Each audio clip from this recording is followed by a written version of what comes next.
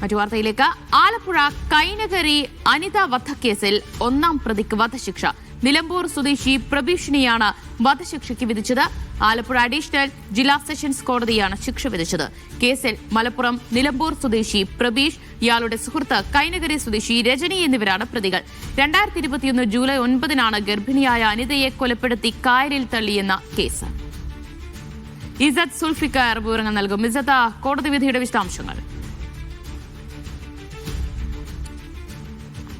21 ആലപ്പുഴ പുന്നപ്ര സ്വദേശിയായ അനിതയെ കാമുകനായ പ്രബീഷും കൂട്ടാളിയായ രജനിയും കൂടെ കൊലപ്പെടുത്തുന്നത്.